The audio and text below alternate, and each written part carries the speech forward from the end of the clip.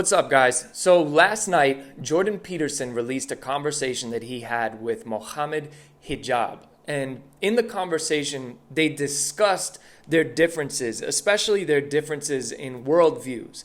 And one of the topics of that discussion was Christianity and Jesus Christ. And it was a really intellectually deep conversation, and I really enjoyed watching both of them discuss their differences. But what was interesting, and I really didn't see this coming as I stepped into watching the interview, was that after all was said and done, I disagreed with both of their conclusions, but I agreed with Mohammed on a lot of things more than I agreed with Jordan when it came to interpreting the biblical text. And that's what we're going to get into today. Now, I will be touching on a few other things as we go through this. And at the end, I'm going to discuss really where I seriously disagreed with Jordan Peterson's way of thinking.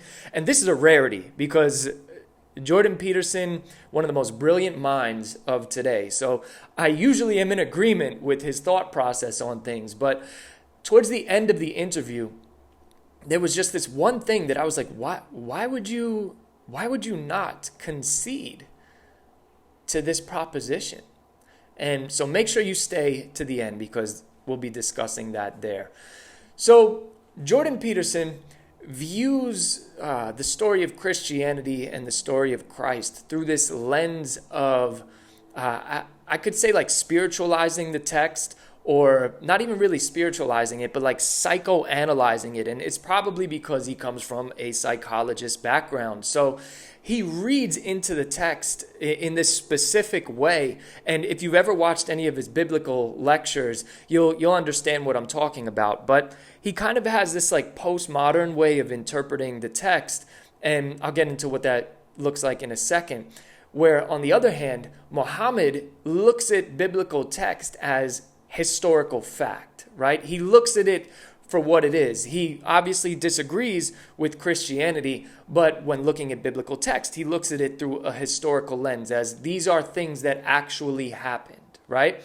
So when discussing something like the Bible that was written for a specific reason, you have to read it in the way that it was supposed to be read, right? And what Jordan does with essentially the story of Jesus Christ, right? He looks at the crucifixion as he puts it, as the culmination of all suffering. And you can look at that and then reflect on your own life in your own suffering and kind of use it as like a parallel. And although, yeah, I guess you kind of could, but you might be crossing the lines of blasphemy by putting yourself on that cross. But that's not how it was written. And Mohammed has a better understanding of this, it seems, than Jordan does. And so let's dig into this a little bit. So the way Jordan looks at the text of the Bible, right? He looks at it as, all right, let's just look at the crucifixion and the passion narrative in the way that Jordan looks at it, right? He says you can look at the text and then you could have like 100 different people look at that text and come up with 100 different reasons for why it's saying this and what it actually means and the philosophical meanings or spiritual meanings behind it. So you could have 100 different people reading the text and come up with 100 different ways to view it. And although that is true, on the surface, you could have 100 different people read it and it could mean 100 different things to different people. But when you're reading something, you have to read it as it was written. And this is what I mean. Let's say I write a letter to my wife, right? And then 2,000 years from now, somebody finds that letter. Now, you could have 100 different people read that letter and in reading that letter, come up with 100 different reasons for why it was written or what it's actually saying. But the truth of that letter is that it is a letter from a specific person, me, to another specific person, my wife, in a language that both of us are going to comprehend, even using like slang words of this time, that both of us will comprehend, right? She'll know exactly what I'm talking about if I'm talking about specific situations that went on in our life. I'm going to be speaking to her in a way that a husband speaks to a wife, and more specifically in how me as a husband speaks to my wife as my wife. And it's going to be written in the context of my day. Now, if somebody 2,000 years from now finds that letter, shows it to 100 people, and they all interpret it different ways and find some like psychoanalytical reasoning for why it was written and what it actually means, that's cool, but it's also wrong, because I wrote the letter to my wife for a specific reason, during a specific time, in a specific language. And the letter is meant to mean what I say it means. And in that context is the truth about my letter. And this is how the Bible was written. Each book of the Bible was written to a specific group of people at a specific time, in a specific context, for a specific reason, and in a way that the people of that time will comprehend it when they're reading it. And that's how we have to read the Bible, through that literal interpretation.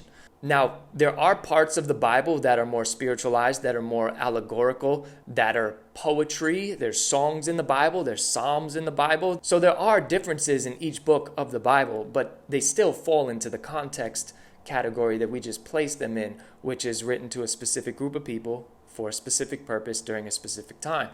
And this is how Mohammed reads the text, which is actually the correct way to read it. Jordan's way of reading the Bible, although very deep and very, well thought out, it is the incorrect way to be reading it if you're trying to find the actual truth of the Bible. Now, yes, there are plenty of stories in the Bible filled with inspirational stories of suffering and triumph and love and war. And you can take all of these stories and create parallels to human life today. But again, although you can do that, that is not how the Bible was written. Now, moving on to how Mohammed Hijab views this, right? Although he views the biblical text in a historical context, what I find interesting is he goes on to say that in the Quran, there's passages that say, hey, test this. We got evidence that this is true. And if it doesn't hold up to the evidence, then, it's not true. Right? So that's how I actually came to Christianity, was the evidence for the resurrection, Jesus Christ being a historical figure, and all of the historical facts that we have about Christianity, the early church, the resurrection, all of that stuff, right? So Muhammad actually, he goes through some of these things. I mean, he discusses like the Gospel of Thomas, which was kind of interesting to me, because if you're going to be viewing things through the historical context lens, and then you bring in the Gospel of Thomas, which is well known to be a later forgery, then it's like, well, how well are you paying attention to the actual history? But that's, I guess, a video for another time. But so he goes through all of these things that Islam believes about Christ, right? Now, he said things like they believe that he did miracles with God's permission. But if you look at the Bible, there was no like God's permission. Jesus said, hey, you're healed, and you were healed. He didn't, ask God the Father to do that. Muhammad also has a kind of distorted view of the Trinity. This isn't the video for that. I'll leave a video about the Trinity at the end of this. So if you want to learn about it from somebody who used to be a Muslim, who is now a Christian, has since passed away, but they're a Christian. I'll leave that at the end. He also talks about how agnostics and secular and atheist historians believe that Jesus Christ existed. And I'll add to that in them believing that, the reason they believe it is because of the documentation we have for the death, burial, resurrection, and Jesus' life. Whether you believe he rose from the dead or not, it is a historical fact that his disciples believed that he rose from the dead. And it's also a historical fact that he was crucified by Roman crucifixion. And what I find interesting is that although Muhammad views the biblical text through the historical lens, one thing that Islam denies, although they have Jesus as a central figure, they deny the crucifixion. They say that Jesus was never crucified. And historically, that's just inaccurate. So I find it interesting that although he's viewing it through the historical context, he's willingly ignoring some historical facts. And then he goes on to discuss how Christians will have cognitive dissonance and confirmation bias, but yet Islam actually denies the crucifixion. They say that somebody else was crucified in his place. And that brings me to the part of the video where I wanted to discuss where I really disagreed with Jordan, right? So towards the end of the interview, Mohammed gives Jordan kind of like a proposition. He says, hey, if I can show you enough evidence that believing in Islam as the correct worldview, if I could show you that evidence, would you convert to Islam? And Jordan's response was no. And I found this to be a little mind-boggling. His whole entire career was launched on fighting for truth. Like, objective truth exists. And this mindset of, look, objective truth exists, and you can't tell me to believe your subjective truth and force me to say these things as if they're true when they're not, and I'm going to fight for my right to not be forced to speak in the way that you want me to speak because the way you want me to speak is untrue. For somebody who kind of had their career launched, and I know he didn't intentionally I'm going to launch my career on this, but to have your career launched on kind of that foundation, and then to be presented with the proposition that says, hey, if I could show you enough evidence that this is true, and you come to the conclusion that this is true, would you convert to Islam? To have the response of no, it's just like mind-blowing to me. Because truth is truth. If Islam is the true worldview, and the evidence points to it being the true worldview, why would you not convert to Islam? That makes no sense. Same thing with Christianity.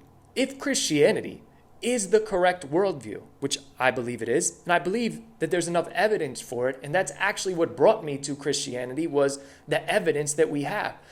If it's the correct worldview, and I could show you the evidence that shows you that it is the correct worldview, would you convert to Christianity? To say no, I would not convert to Christianity, even if I knew it was true, is the most insane thing that somebody could do. Even with Islam. If Islam was a true worldview, and you had all of the evidence that pointed to it being true, and you're like, I'm not going to convert. That's bananas. That means that you know what the truth is, you're looking at it in the face, and you still want to deny it. And with that being said, I ask anyone who's watching this to dig into the truth claims of every worldview. Dig into the truth claims of Islam. Dig into the truth claims of Christianity and every other worldview in between. Look at the truth claims and hold them up to what we know to be true about history, science, philosophy, all of that, and come to the conclusion on whether or not this is the correct worldview. And when you come to that conclusion and it's staring you in the face, don't deny it, because that is just intellectually dishonest. So let's pray for Mohammed Hijab. Let's pray for Jordan Peterson. Let's pray that they come to the realization that Jesus Christ is who he says he is, and there is more than enough evidence to back that up. Now, my good friend Jeremy Collins, he actually made a video discussing his thoughts on this conversation between Jordan and Mohammed, and he gave some really, really, really good insight. So if you'd like to see that video, click right here. And if you'd also like to see the video on where we discuss the Trinity, click right here. All right, guys, God bless. I'll see you on the next one.